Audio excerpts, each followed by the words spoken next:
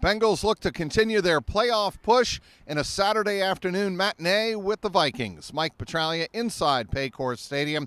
Here this afternoon, 1 o'clock Eastern Time kickoff. The 7-6 Bengals against the 7-6 Minnesota Vikings. As the records would indicate, there is a lot at stake for both of these clubs as they look to continue a playoff push, most probably for both clubs, a wild card playoff push.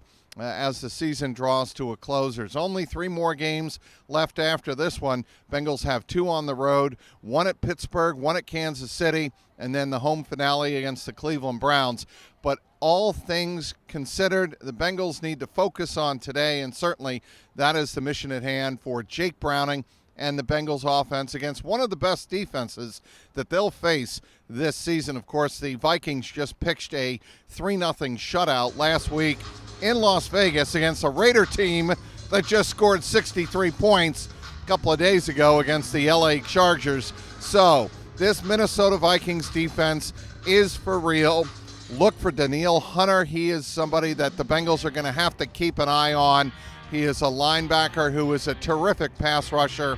He can disrupt, obviously, the pass game, but he can also really plug up the running game. Bengals are going to have a tougher time running the ball, I think, today than they did last week against the Indianapolis Colts.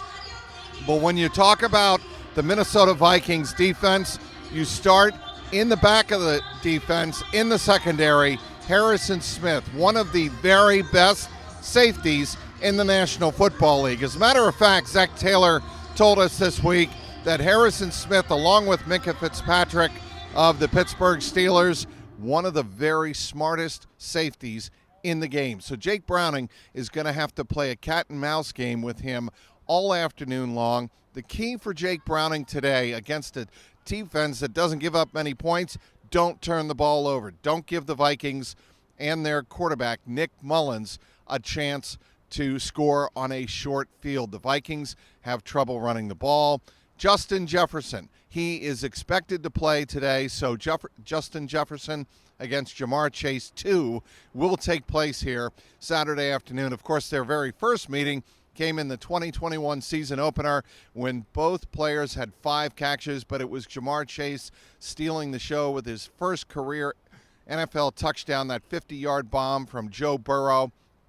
And I asked him this week what he remembers about that, and he says, all I remember is looking up, catching the ball, scoring the touchdown, and Joe Burrow coming up and slapping me on the helmet and getting in my face. Very excited for him. But that day, it was 101 yards receiving for Jamar Chase. This is a much different Minnesota defense than the Bengals faced on that season opening day in 2021. Of course, Brian Flores is the defensive coordinator. A lot of talk this week about how aggressive Flores can be bringing the blitz, but also one of the most aggressive teams in terms of dropping 8 defenders back and trying to confuse the quarterback. Obviously something Jake Browning has studied very closely this week on film.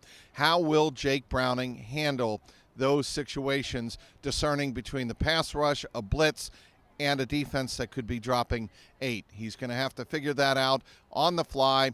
But if he does, and if the running game for the Bengals is good, doesn't have to be great, but if it's good and honest, that can go a long way in terms of wearing down this Minnesota Vikings defense. Bengals are relatively healthy. Of course, Cam Taylor-Britt is on the injured reserve. Maybe the Bengals get him back in a couple of weeks, especially if they are still fighting for a playoff spot in the AFC. First things first, though, the Bengals have to take care of business today. What about the weather? Shouldn't be bad at all for December 16th.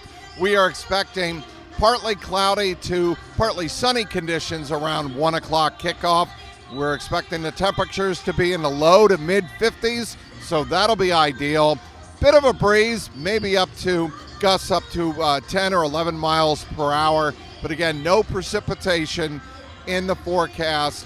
So it should be very ideal conditions here inside Paycor Stadium, especially when you consider it's December 16th. We'll have you covered all afternoon long on Twitter at Trags, TRAGS, online, CLNSCincy.com.